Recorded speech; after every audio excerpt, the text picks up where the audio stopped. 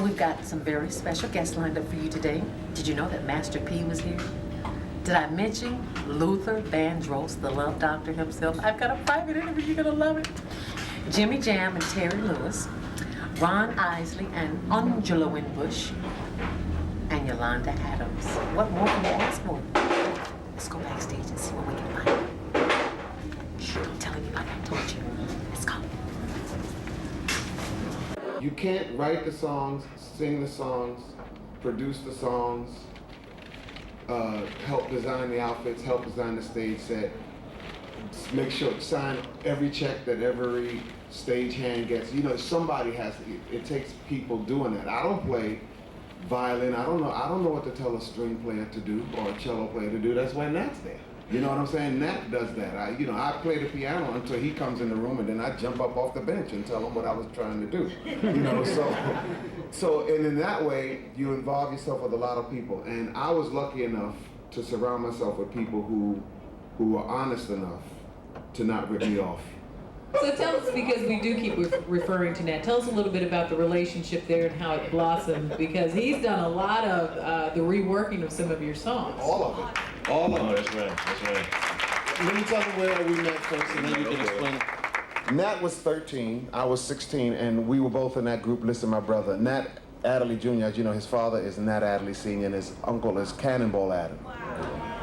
And there was a workshop for talented kids in the New York area that the Apollo Theater put together.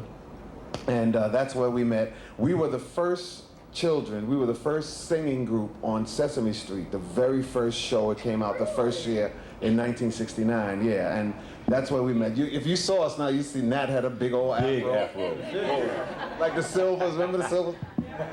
And over the years, we would always like write something and just play with it. We didn't even have an idea that you were supposed to pursue a record deal or anything like that.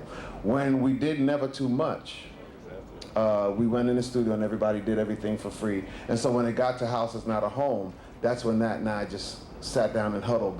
But Nat knew how to put the different spin on it, you know, and change the chords so that it was unique. And basically all the covers that I have done over the years, along with my own singing, equally as important is what Nat does to the music to make it sound so unique. You know, I did an album called Songs, which was all covers, thanks, but that Songs album was not A House Is Not a Home and Superstar and If Only for One Night and Anyone Who Had a Heart, and that's because Nat was not involved in that album. You see, so, and this is something you learn in retrospect, you know, about how and what it is that brings it to where it's supposed to be. So, Nat Adderley Jr. Hey, all right. So can you talk just for a little bit, Nat, about what you do and how you get the inspiration to rework the songs and to write the songs and how it's created from you? That's a good one. Well, thank you. Well, we start with an idea, I guess, to choose the song because of the lyric or the emotional content. I mean, that's the beginning of it. And then, well, I don't know, we managed to take a song, it's both of us, we managed to take a song and go real far away from the original. I mean, nobody had ever done that. I hear that a little bit more these days, but I swear we started that thing as far as taking an original song. First of all, folks weren't doing covers at that time. The original Superstar, I don't know if I remember the... Well, the original Superstar was a bubblegum. It was bubblegum. Yeah, but I don't even remember, yeah. Baby, yeah. You know, by the Carpenters, I mean, and I loved it, you know. But in it, we saw something. We said, wait a minute, this is not just some bubblegum song. This is a dramatic, heart-wrenching storyline going on here. And that's partly how we choose the songs, as opposed to the songs record, which kind of stayed more to the original. We do choose something not only because we enjoy the lyrics and the emotional content, but because we see a way to take it far away from the original, make it something really brand new. It just kept working out. I mean, I can't say more than that. I mean, change the chords. If the chord is this, I go somewhere else, and we end up with something that's so different than the original, and yeah, it just keeps working. But still recognizable Well, the melody is there. Yeah, Sometimes like the melody's there, you know. Yeah, well, we'll change the melody too, though. Hello. You know, in a minute. What is that? I can't remember anything now. Oh,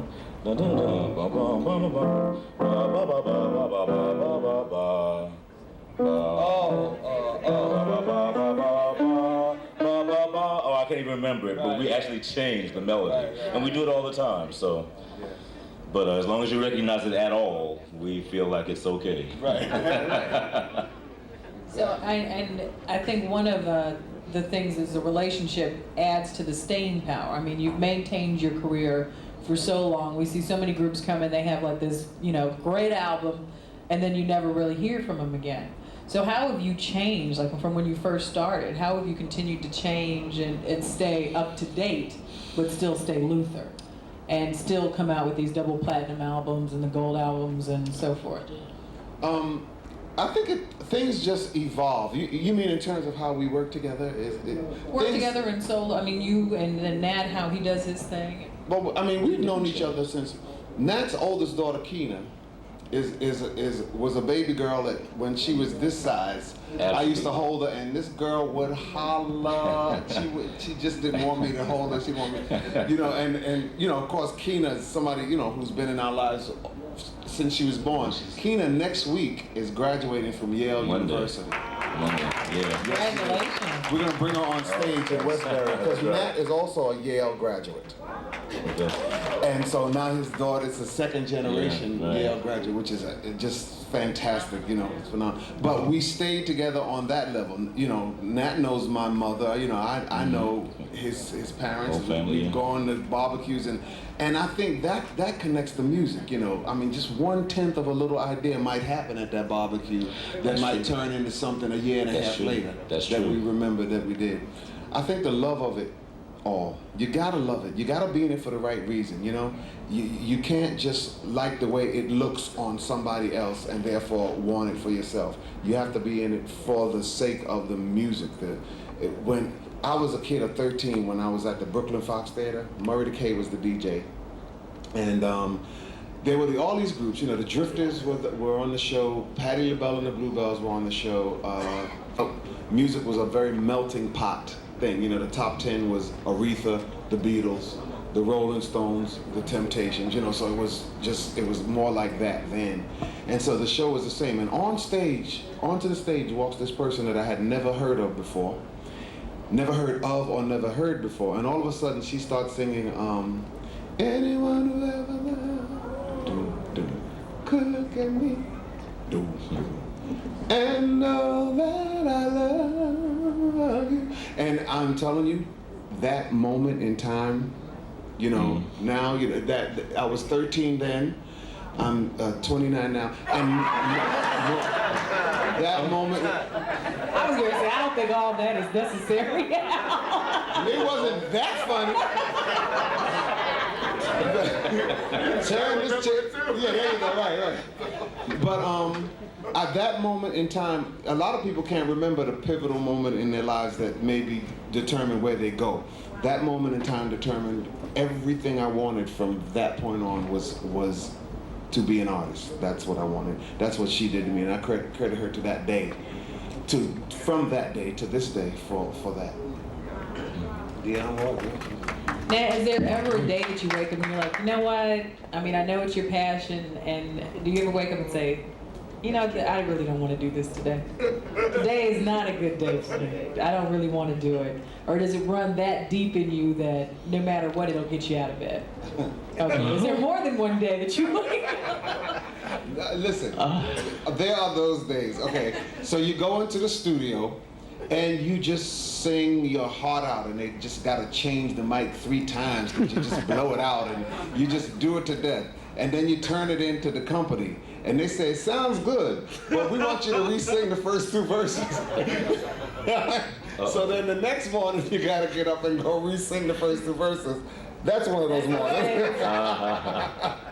But all in all, it's really, it's when you choose it, I'm sure Michael Jordan didn't feel like playing every time he had a game, but something kicks in something has to kick in. I'm sure Picasso may not have started off with, no, not just the money,